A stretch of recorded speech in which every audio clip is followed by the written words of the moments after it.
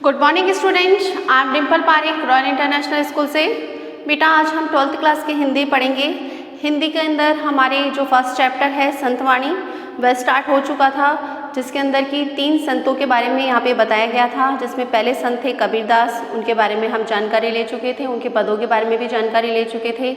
दूसरे जो यहाँ पे संत हैं वह है अपने तुलसीदास के बारे में भी हम जानकारी ले चुके थे, उनके जीवन के बारे में, और उनके कुछ पद थे, उन पदों के बारे में भी हम जानकारी ले चुके थे। अब उनके जो आगे 4 पद और बचते हैं, उन पदों के बारे में और जानकारी ले लेते हैं हम कि उन्होंने अपने पदों के द्वारा वह हमें क्या समझाना चाह रहे हैं।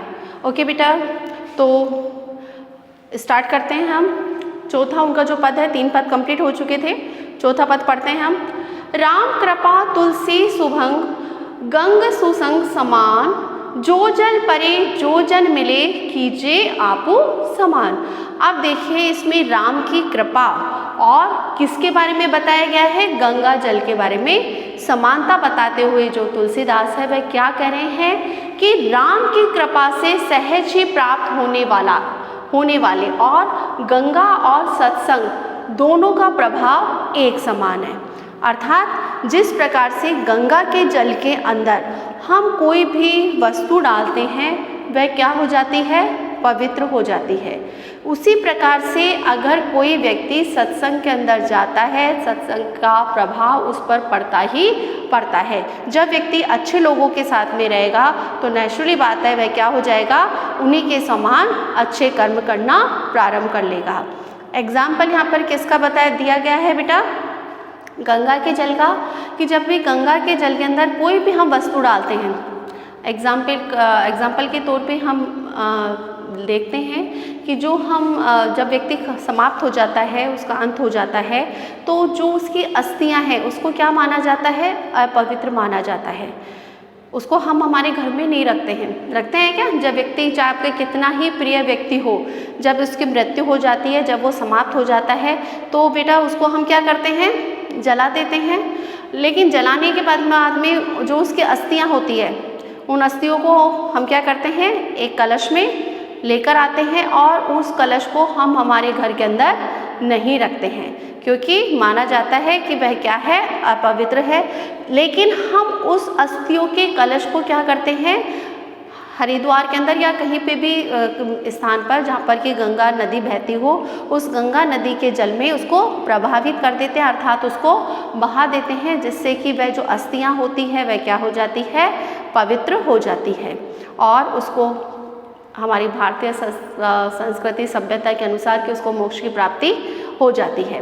तो यहाँ पर उसी के बारे में जो कवि तुलसीदास है वह वर्णन करते हुए कह रहे हैं कि सत्संग का व्यक्ति पर बहुत अधिक प्रभाव पड़ता है।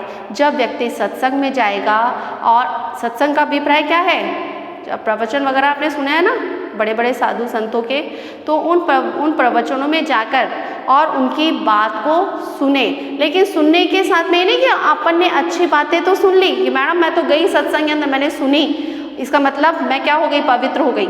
नहीं बेटा, जब तक आप उस सत्संग का असर अपने ऊपर नहीं आजमाते हैं, जो बातें हमें बताई गई है सत्संग में, जब तक उन बातों को आप अपने जीवन में नहीं उतारते हैं, तब तक उन बातों का, उस सत्संग में जाने का आपका कोई भी महत्व नहीं है। तो कहने का अभिप्राय क्या है यहाँ पर कि राम की कृपा से सहज प्राप्त होने वाला गंगा और सत्संग दोनों का प्रभाव क्या है, एक समान ही बताया गया है कि गंगा जल में जो कुछ भी मिलता है वह क्या हो जाता है, पवित्र हो जाता है। गंगा जल में आप कोई भी अपवित्र वस्तु को भी डाल देंगे तो वह क्या हो जाएगी, पवित्र हो जाएगी। उसी प्रकार से सत्संग में जो भी व्यक्ति भाग लेता है वह क्या हो जाता है, सत्पुरुषों के समान ही पवित्र आचरण करने वाला बन जाता है।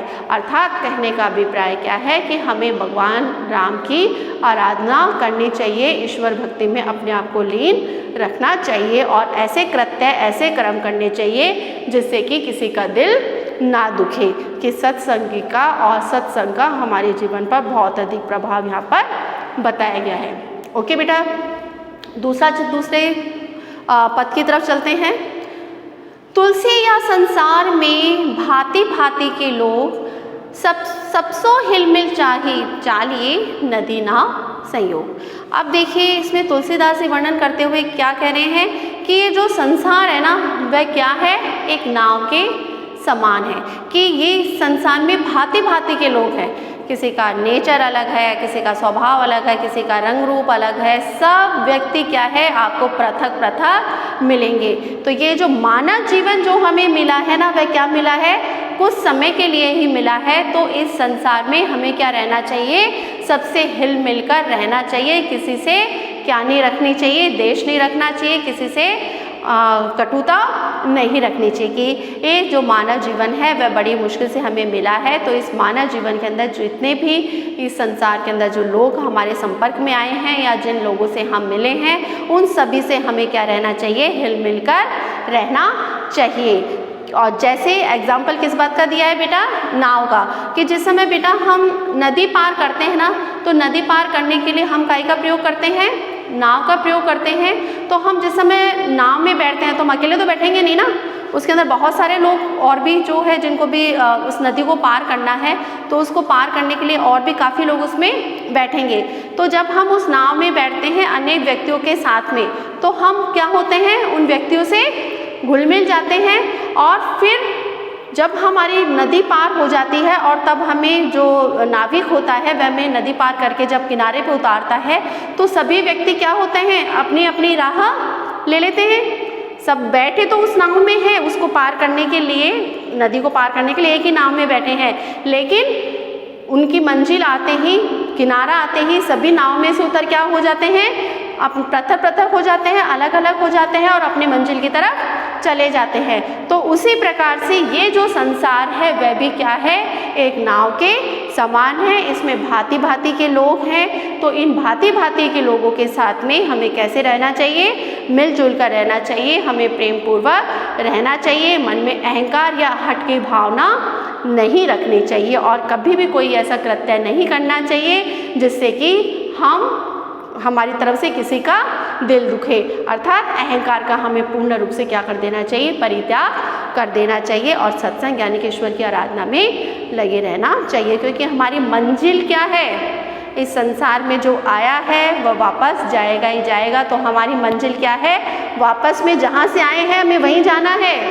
तो हमें इस संसार में जितना भी भगवान ने हमें समय दिया है उस समय को हमें लोगों के साथ में हिल मिल कर बिताना चाहिए। क्लियर बेटा, आगे चलते हैं। छठा देखिए उनका, तुलसी पावस के समय धरी कोकिलन मोन, अब तो दादुर बोलिए हमें पूछिए कौन। देखिए बेटा कितनी अच्छी बात कही गई है कि जहाँ मूर्ख व्यक्ति बोलते हैं ना वहाँ पे गुणवान व्यक्तियों को शांत रहना चाहिए। कई लोगों की आदत होती है ना अपने आप का बखान करने की, अपने आप की प्रशंसा करने की, चाहे खूबी उसमें कुछ भी ना हो, कुछ भी उसके अंदर ऐसी बात ना हो जो कि प्रशंसा के योग्य हो, लेकिन वह व्यक्ति अपनी क्या करता है, खूबियों का बखान करता रहता है, अपनी मूर्खता के बारे में लोगों को बताता रहता है। तो जहाँ पर ऐसे मूर्ख व्यक्ति जो हैं वो बोले, वहाँ पर गुणवान व्यक्ति जो कि पढ़ा लिखा है, समझदार है, जिनको उन सब चीज़ों की पहचान है, ऐसे व्यक्ति को क्या हो जाना चाहिए, उस समय मौन हो जाना चाहिए। क्योंकि मूर्ख के साथ में आप बहस करेंगे तो क्या होगा उसका परिणाम, आप अपनी जो प्रतिभा है उस प्रतिभा का क्या करेंगे, खनन करेंगे, समाप्त करेंगे उस प्रतिभा को। क्योंकि वो व्यक्ति तो समझेगा ही नहीं है ना कि आपके अंदर क्या क्वालिटी है, आपके अंदर क्या, आप उसको क्या समझाना चाहते हैं। क्योंकि वह तो अपने आप को ही महान समझ रहा है कि मेरे से श्रेष्ठ कोई है ही नहीं। जहाँ पर व्यक्ति अपने अपने प्रशंसा किया जाए, अपने ही गुणों का जहाँ बखान किया जाए, वैसे व्यक्ति वहाँ पर, ऐसे स्थान पर व्यक्ति को क्या हो जाना चाहिए, शांत हो जाना चाहिए, मौन हो जाना चाहिए। एग्जाम्पल देखो, बहुत अच्छा एग्जाम्पल दिया है। क्या एग्जाम्पल दिया है, तुलसी पावस के समय, तुलसीदास जी वर्णन करते हुए कह रहे हैं पावस यानी कि वर्षा ऋतु के समय जिस तरह से कोकिल अर्थात कि कोयल, वह क्या कर लेती है, मौन धारण कर लेती है, वह नहीं बोलती है। क्योंकि उस समय कौन बोलते हैं ज़्यादा, मेंढक बोलना चालू कर देते हैं। तो उसकी मेंढक जब बोलते हैं तो उनकी टर की आवाज़ के अंदर जो कोयल की आवाज़ होती है वह क्या हो जाती है, दब जाती है, वह शांत हो जाती है। तो वह ऐसे समय के अंदर अपने आप को मौन कर लेती है, अर्थात शांत हो जाती है। क्योंकि उसको पता है कि अभी किसका बोलबाला है, मेंढकों का बोलबाला है, इन मूर्ख लोगों का बोलबाला है, अभी उनका उसकी बोली का कोई भी महत्व नहीं है, तो उसका बोलना क्या है, अनारत है। तो यहाँ पर ऐसे ही लोगों के बारे में बताया गया है, ऐसे मूर्ख लोगों के बारे में बताया गया है जो कि अपने ही गुणों का बखान करते रहते हैं। तो ऐसे जो गुणवान व्यक्ति है, उस गुणवान व्यक्तियों को ऐसे समय पे क्या रहना चाहिए, शांत रहना चाहिए, जहाँ पे जो मूर्ख व्यक्ति है वह अपने बारे में अपनी प्रशंसा कर रहे हो। क्लियर बेटा? लास्ट अपने एक और बचता है, ये भी बहुत अच्छा है, आप समझिए इसको।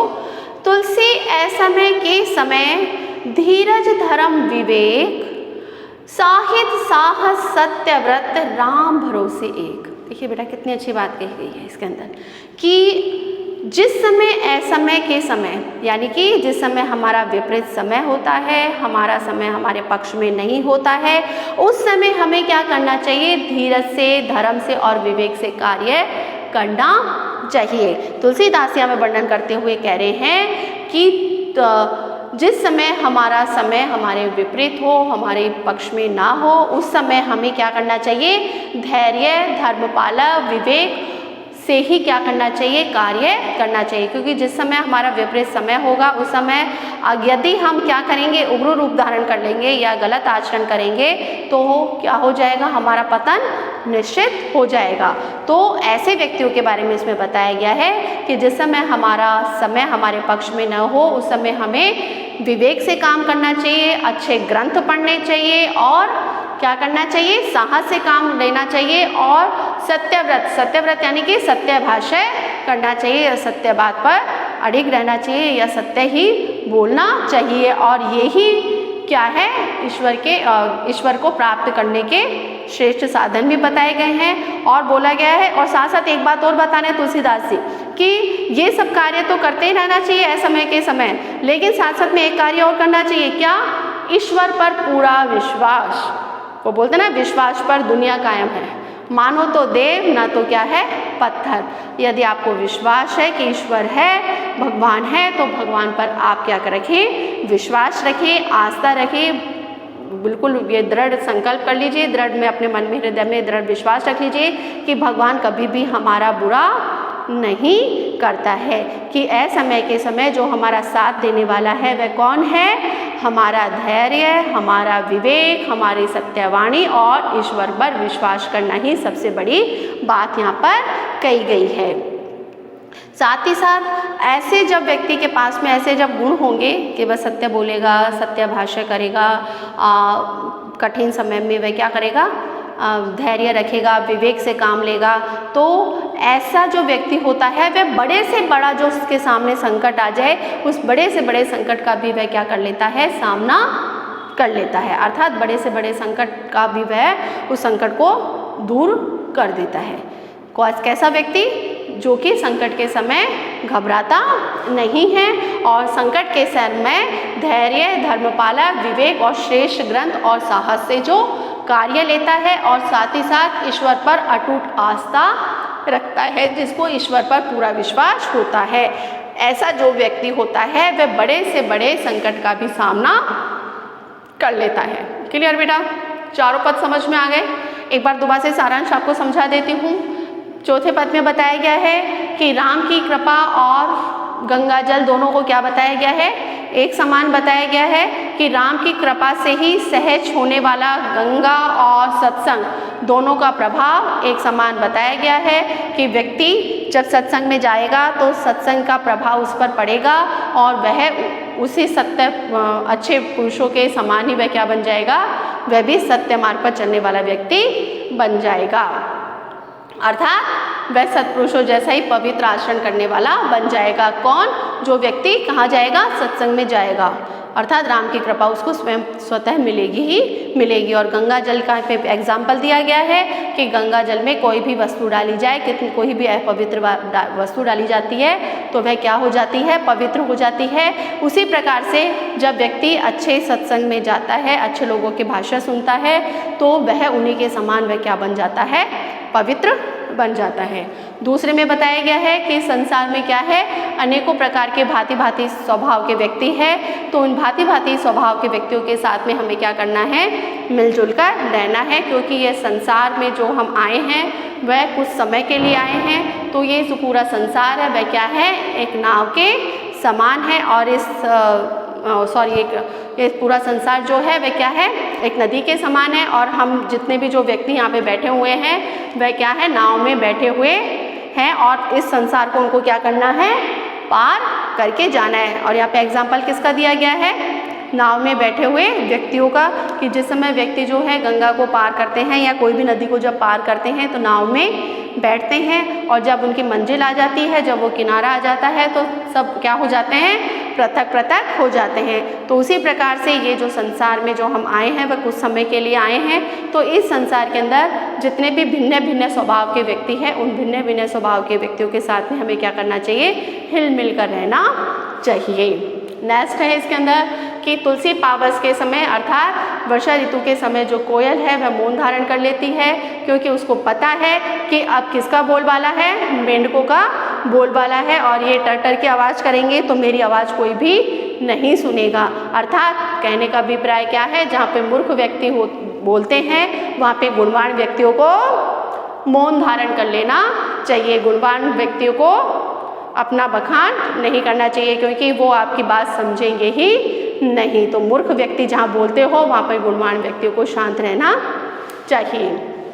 लास्ट में बताया है कि तुलसी असमय के समय धर्म विवेक, यानी कि तुलसीदास जी वर्णन करते हुए कहते हैं जिस समय हमारा विपरीत समय होता है, गलत समय होता है, उस समय जो है हमें क्या करना चाहिए, धैर्य से कार्य लेना चाहिए, विवेक से कार्य लेना चाहिए, सत्य भाष्य बोलना चाहिए, और राम पर यानी कि ईश्वर पर पूरा विश्वास रखना चाहिए। जो व्यक्ति इन सब कार्यों को करता है उसके सामने कितना ही बड़ा संकट आ जाए वह उस संकट को क्या कर लेता है, पार कर लेता है।